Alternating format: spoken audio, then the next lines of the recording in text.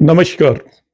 आप जुड़ चुके हैं इनोवेटिव ज्योतिष से और मैं आपका astrology friend doctor Mahesh Joshi. दोस्तों, यदि आप बाय द वे मेरे इस चैनल से इस वीडियो से आज जुड़ चुके हैं तो आपसे रिक्वेस्ट करूंगा इसको बिल्कुल छोड़कर ना जाएं, एंड तक देखें। इस वीडियो का जो पर्पस है वो बहुत सिंपल है। जो लोग एस्ट्रोलॉजी करते हैं या जो एस्ट्रोलॉजी में बिलीव करते हैं तो वहां पर बहुत सारी भ्रांतियां हैं कुछ शब्दों को लेकर। आज मैं केवल उन्हीं शब्दों के बारे में बात करूंगा, कोई एस्ट्रोलॉजी का कंसेप्ट इसमें नहीं बताऊंगा, और वो सभी के लिए जरूरी है। मेरा एक लंबा समय मैंने एस्ट्रोलॉजी में गुजारा है, पढ़ने में, पढ़ाने में, बड़े बड़े लोगों के पास में पढ़ा हूं और बहुत सारे हजारों स्टूडेंट्स को मैंने काफी लंबे समय में अलग अलग तरीके की एस्ट्रोलॉजी पढ़ाई है। मेरे पास बहुत सारी कंसल्टेशन आती हैं, कई हजारों कंसल्टेशन भी मैंने किए हैं। तो उनमें जिन चीजों को मैं एनकाउंटर किया या मेरे पास जो आई उन चीजों के बारे में मैं यहाँ पर बताना चाहूंगा, और ये ध्यान रखना है आपके लिए बहुत ज्यादा जरूरी है। ये मत समझना मैं कोई आपको ऐसे ही जानकारी दे रहा हूँ, क्योंकि मेरे मन के अंदर एक चिंता चल रही थी तो मैंने सोचा क्यों ना मैं इस पर एक वीडियो बनाऊं। आपने जनरली देखा होगा, जो बहुत सारे लोग आपके पास अप्रोच करते हैं कि मेरे मारक प्लेनेट की दशा चल रही है। मारक शब्द आपने सुना होगा, बाधक शब्द आपने सुना होगा, बाधक की दशा चल रही है। फिर आपने सुना होगा ये मेरा आपका अशुभ, जिसे मेलिफिक प्लेनेट बोलते हैं, फंक्शनल। फिर सुना होगा ये शुभ ग्रह है, बेनिफिक प्लेनेट बोलते हैं। अब सारी भ्रांतियां यहीं से शुरू होती हैं, और बहुत बड़े बड़े एस्ट्रोलॉजिस्ट के मन में भी ये भ्रांतियां हैं कि इन शब्दों का मतलब क्या होता है। यदि किसी शुभ ग्रह की दशा चलती है तो हम क्या ऐसा मान लेते हैं कि वो शुभ ग्रह आपको अच्छे परिणाम देगा? अक्सर लोग ऐसा मान लेते हैं कि ये तो शुभ ग्रह की दशा है तो इसके परिणाम अच्छे ही होंगे। पहली बात, यहाँ पर शुभ जो यूज किया हुआ है हमारे ऋषि मुनियों ने, वो शुभ का मतलब वो नहीं है जो आप समझ रहे हो। अच्छे और बुरे से मतलब नहीं होता शुभ और अशुभ ग्रह का। ये चीज आप माइंड में क्लैरिफाई करें, जिसको मैं आपको बताने की कोशिश कर रहा हूं और शायद आप समझ भी पाएंगे। यहाँ पर शुभ और अशुभ का मतलब कोई उस तरीके से नहीं है जिस तरीके से हम माइंड में बिठा लेते हैं कि शुभ ग्रह अच्छे फल देगा, अशुभ ग्रह खराब फल देगा। ऐसा बिल्कुल भी नहीं है। आपका एक अशुभ ग्रह की दशा भी आपके लिए बहुत अच्छी जा सकती है, जो आपकी पूरी जिंदगी को बदल सकती है, और शुभ ग्रह की दशा भी आपके लिए बहुत खराब जा सकती है, जो आपकी पूरी जिंदगी को बर्बाद कर सकती है। मैं फंक्शनल मेलिफिक और फंक्शनल बेनिफिक की बात कर रहा हूं, जिसे आप कारक और अकारक बोलते हैं हिंदी के अंदर, उनकी बात कर रहा हूं। जरूरी नहीं है कि कारक ग्रह आपको अच्छे रिजल्ट दे और अकारक ग्रह आपको खराब रिजल्ट दे। हो सकता है अकारक ग्रह की जिंदगी में आपकी अकारक ग्रह की दशा में आपकी जिंदगी के अंदर सारी बेहतरीन घटनाएं हो और कारक ग्रह की दिशा के अंदर सारी घटनाएं खराब हो। क्योंकि कोई भी प्लेनेट या ग्रह जो भी परिणाम देगा वो इस बात पर पूरी तरीके से निर्भर नहीं करता कि वो कुंडली में आपके लिए कारक है या अकारक है। उस ग्रह की, जिसको हम बोलते हैं डिग्निटी, उसकी स्थिति कुंडली में कैसी है उस पर भी निर्भर करता है। मगर जब शुभ ग्रह जहां लिखा होता है तो हमारे माइंड में हम एक कंसेप्ट बना के बैठ जाते हैं कि ये तो अच्छे रिजल्ट देगा, जो कि बिल्कुल गलत है। शुभ ग्रह का मतलब आप केवल इतना भर मानकर चलिए, यदि किसी शुभ ग्रह की दशा है तो वो आपको बार बार मौके देगा, अपॉर्चुनिटीज देगा। शुभ ग्रह वो ग्रह होता है जो आपको बार बार अपॉर्चुनिटीज देता है, और उन अपॉर्चुनिटीज पर आप ध्यान रखते हो, मौके पर आप ध्यान रखते हो, सही समय से काम कर लेते हो तो आपको फल भी मिल जाएगा। अशुभ ग्रह आपको आसानी से अपॉर्चुनिटी नहीं देता। वो खराब नहीं है, अशुभ ग्रह को खराब मान लिया गया है। अशुभ ग्रह का मतलब उसके परिणाम खराब होंगे, बिल्कुल गलत कंसेप्ट है। अशुभ वो इसलिए है, वो आपको आसानी से मौके नहीं देगा, आपको परिणामों में कमी होगी, आपको अपॉर्चुनिटी जिसे बोलते हैं अवसर प्रदान नहीं करेगा। अशुभ ग्रह में आपको बड़े मुश्किल से अवसर प्रदान होंगे, और जो व्यक्ति हार्ड वर्क नहीं करता, जो व्यक्ति फुल एफर्ट नहीं करता, अशुभ ग्रहों की दशाओं के अंदर उसको अच्छे परिणाम मिलने की संभावना काफी कम होती है। तो अशुभ ग्रह का ये कहीं भी नहीं मतलब होता कि वो आपको अशुभ बुरा रिजल्ट देगा, या शुभ ग्रह का कहीं भी ये मतलब नहीं होता कि वो आपको अच्छे रिजल्ट देगा। शुभ ग्रह वो ग्रह है जो कि आपको मौके देगा। अब आपको मौका मिला, और मौके पर आपने यदि अपनी लग्न को लगाकर, शरीर और मन को लगाकर, चंद्रमा का उपयोग करके यदि आपने पूरी तरीके से एफर्ट किया, प्रयास किया, तो आपको सफलता आसानी से मिलेगी। अब शुभ ग्रह की दशा अच्छी इसलिए मानी जाती है क्योंकि बार बार मौके मिलते हैं, मगर जब तक आप खुद एफर्ट नहीं करोगे तब तक शुभ ग्रह भी आपका कुछ भी नहीं कराएगा। अशुभ ग्रह की दशा को इसलिए खराब माना जाता है कि वहां पर मौके मिलना कम हो जाते हैं, ना कि वो खराब फल देता है। आपको मौके नहीं मिलेंगे तो आप जिस चीज का इंतजार कर रहे हो वो काम आपका जल्दी से नहीं बनेगा, और जब भी मौका मिलेगा आपको उसी समय पर पूरे एफर्ट करके उस मौके का फायदा उठाना पड़ेगा, और यदि आप फायदा उठाओगे तो आपकी जिंदगी बदल जाएगी। मैं एक एग्जाम्पल बता रहा हूं बहुत सिंपल सा। आपका सस्टेस या सिक्स लॉर्ड, ऑलवेज हम उसको मेलिफिक मानते हैं, अशुभ ग्रह मानते हैं सिक्स लॉर्ड को। तो क्या अशुभ सिक्स लॉर्ड की दशा के अंदर आपके साथ अशुभ ही होगा? देखिए, सिक्स लॉर्ड की दशा आपकी पूरी जिंदगी बदल सकती है। जितने भी लोग कॉम्पिटिटिव एग्जाम क्लियर करते हैं बड़े कंपटीशन में, जितने भी पॉलिटिशियंस होते हैं जो कहीं बहुत बड़ी जीत हासिल करते हैं, जितने भी प्लेयर हैं जो बड़ी टीमों के अंदर जाते हैं या जीतते हैं, किसी स्पोर्ट्स के अंदर जीतते हैं, वो सब सिक्स लॉर्ड की दशा होनी चाहिए, क्योंकि वो आपको कंपटीशन के अंदर सक्सेस देता है, स्पोर्ट्स के अंदर सक्सेस देता है। अब ये अशुभ हुआ या शुभ हुआ, ये आपको उसने, मगर आपको देखिए, कंपटीशन आप कभी विन नहीं कर सकते जब तक कि आप बहुत ज्यादा मेहनत नहीं करोगे। कोई ऐसा आदमी कंपटीशन कभी विन नहीं कर सकता जिसने कि पूरे एफर्ट ना किए हो। आपको बहुत कम मौके मिलेंगे कंपटीशन विन करने के। आप सपोज एक मान लीजिए आप एक पहलवान है और आप कुश्ती लड़ना चाहते हैं, तो कितनी मुश्किलों से उस मौके पर पहुंचोगे जहां आप दुनिया को दिखा सकते हो कि आपके अंदर कुछ जज्बा है, और आपको मुश्किल से अपॉर्चुनिटी मिलेगी। यदि उस अपॉर्चुनिटी को आपने पूरी तरीके से ग्रैब नहीं किया तो आपको इसका मतलब वो अपॉर्चुनिटी आपके हाथ से निकल जाएगी। इसलिए अशुभ ग्रह आपको मौके कम देते हैं। तो पहली बात, दिमाग के अंदर जो मेरे वीडियो का पर्पस है वो सिंपली है, दिमाग के अंदर ये बिल्कुल निकाल दीजिए कि कोई ग्रह शुभ या कोई ग्रह अशुभ होता है, या होता भी है तो उसके परिणामों का शुभ और अशुभ से फर्क पड़ता है। किसी भी ग्रह के परिणाम बहुत सारे फैक्टर्स पर डिपेंड करते हैं, मगर इन जनरल जिसे हम शुभ ग्रह बोलते हैं वो आपको मौके प्रदान करता है, और अशुभ ग्रह आपको बहुत कम मौके देता है, इसलिए उसको अशुभ ग्रह माना जाता है। तो पहला मैंने ये कंसेप्ट क्लियर करने की यहां पर कोशिश की है। अब आ जाती है मारक का कंसेप्ट।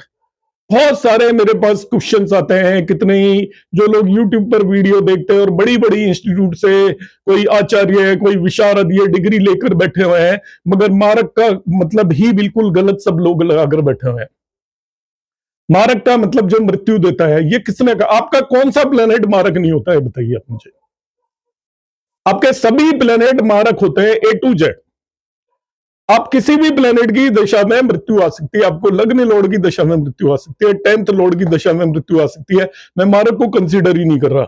शनि की दशा में आ सकती है, राहु की दशा में आ सकती है, 3rd लॉर्ड दे सकता है, 6th लॉर्ड दे सकता है, 8th लॉर्ड मृत्यु दे सकता है, 12th लॉर्ड दे सकता है, 2nd लॉर्ड दे सकता है, और आपका 7th लॉर्ड दे सकता है। लॉर्ड के अलावा इनमें जो प्लेनेट बैठे हैं वो भी मृत्यु दे सकते हैं, और इनमें आपका जो इनके लॉर्ड के साथ जो बैठे हैं वो भी मृत्यु दे सकते हैं, इनके लॉर्ड जिन्हें देख रहे हैं वो भी मृत्यु दे सकते हैं। आपकी कुंडली के 9 प्लेनेट आपके मृत्यु देने के लिए कैपेबल है।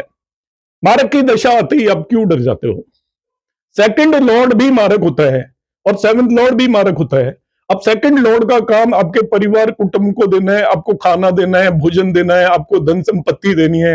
आप धन संपत्ति को नहीं देखते हो, आप मारक को देख लेते हो कि ये 2nd लॉर्ड मारक है। 7th लॉर्ड भी मारक होता है, मगर 7th लॉर्ड आपको पार्टनरशिप देता है, आपको बिजनेस अपॉर्चुनिटीज देता है, आपको नेम फेम देता है समाज के अंदर, आपको पब्लिक एक्सपोजर देता है, आपको विवाह देता है, मैरिज देता है, आपको पार्टनरशिप देता है। आपको ये सारी चीजें नजर नहीं आती, आपको वो मारक नजर आ जाएगा जब भी 7th लॉर्ड की दशा आएगी। क्या 7th लॉर्ड मारक होता है केवल? आपका हर एक प्लेनेट मारक होता है। आपकी एक भी दिन जिंदगी में दशा ऐसी नहीं होती जब कोई मारक प्लेनेट आपकी महादशा, अंतरदशा, प्रत्यांतर दशा, सूक्ष्म दशा और प्राण दशा में कोई न कोई मारक प्लेनेट आपका डेफिनेटली काम कर रहा होगा, हर समय पर काम कर रहा होगा। तो आपके मारक प्लेनेट हर समय पर काम करते हैं। मारक का मतलब होता है जब मारक की दशा आएगी तब आपको यहाँ पर ट्रबल्स होंगी, आपको परेशानियां होंगी। मारक का मतलब यहाँ पर मारने वाला नहीं है, तो हम इसका इंटरप्रिटेशन गलत करते हैं। हम सोचते हैं कि ये मारक है तो ये शायद मृत्यु दे देगा या बहुत ज्यादा बीमार कर देगा, ऐसा जरूरी नहीं होता। मारक की दशा में शास्त्रों के अंदर 8 तरह की मृत्यु बताई गई है, 8 टाइप ऑफ डेथ। मारक की दशा के अंदर इन 8 में से कोई भी काम हो सकता है। हम केवल फोकस करते हैं बीमारी और मृत्यु पर, बाकी चीजों को हम भुला जाते हैं। जबकि मारक की दशा आपको 8 टाइप की प्रॉब्लम्स देगी। मारक की दशा आपको प्रॉब्लम देगी। ऐसा कभी नहीं होता कि व्यक्ति को कोई प्रॉब्लम ना हो तो मारक की दशा के अंदर भी प्रॉब्लम आएगी, मगर वो मृत्यु होगी, ऐसा गलत है। मैं मृत्यु का भी कंसेप्ट आपको बताऊंगा, अभी आप इंतजार कीजिएगा। सपोज आपकी मारक की दशा आ गई, वो आपकी किसी वजह से बदनामी करवा सकती है समाज के अंदर। मारक की दशा आ गई, आपके परिवार के अंदर किसी व्यक्ति की डेथ हो सकती है। मारक की दशा आ गई, आपको वो बीमारी दे सकती है, नो डाउट। मारक की दशा आ गई, आपको घर निकालना हो सकता है, आप कहीं ऐसी जगह पर जाकर रह जाए जहां आप कलपते रहे, अपने लोगों से दूर चले जाएं, वो भी मारक की दशा आपका काम करेगी। मारक की दशा आ गई, आपको सामाजिक प्रतिष्ठा के अंदर आपकी कमी आ सकती है। मारक की दशा आ गई, आपका बहुत सारे लोगों के बीच में आपका अपमान हो सकता है, वो भी मारक की दशा है।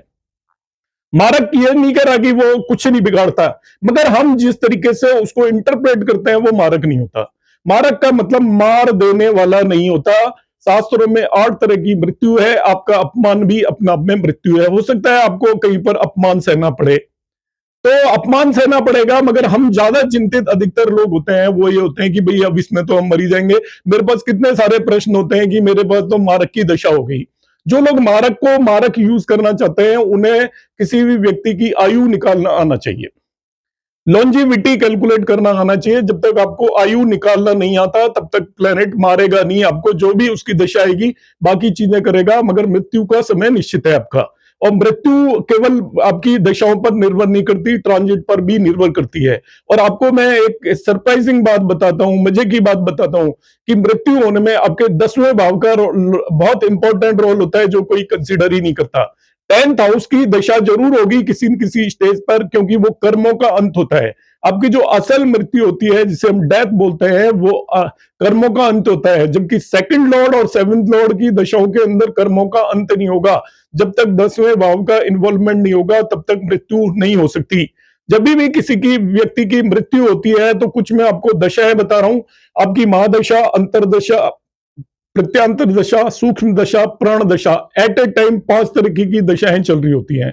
तो आपका जब भी किसी व्यक्ति की मृत्यु होगी तो पहली कंडीशन है उसकी उम्र पूरी होनी चाहिए। और उम्र पूरी आप उसकी लॉन्जिविटी, आयु कैसे कैलकुलेट की जाती है उसके बेस पर निर्धारित करें। उससे पहले आप कोई भी मारक दशा कंसीडर करके ना चलें जो आपको मृत्यु देगी।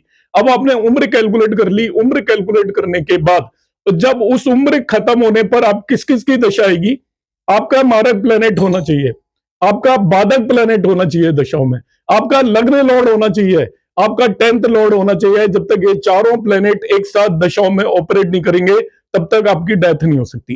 डेथ होगी उसमें मारक एक ही मात्र प्लेनेट है आउट ऑफ 5। पहला कौन है? आपका मारक।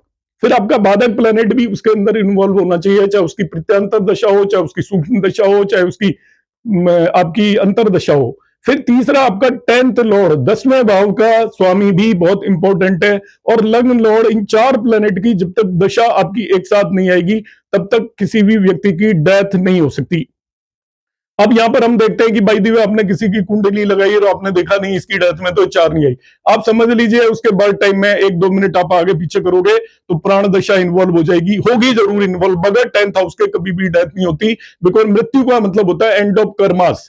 आप कोई व्यक्ति यदि उस पर वेंटिलेटर पे भी लेटा हुआ है तो उसके कर्मास खत्म नहीं होते। कर्मा तभी खत्म होते हैं जब उसको फिजिकल बॉडी उसकी खत्म हो जाती है, तब हम उसको मृत्यु मानते हैं। तो मृत्यु में जब आप कर्म करना बंद कर देते हो तब आपकी मृत्यु हो जाती है। और ट्रांजिट की एक बहुत इसेंशियल कंडीशन है, आपका मून 10वें भाव से ट्रांजिट करना चाहिए। आपकी कुंडली के 10वें भाव से उस समय पर ट्रांजिट करेगा तब आपकी मृत्यु होगी। तो मारक की जो दशा होती है, मारक केवल एक कंपोनेंट होता है।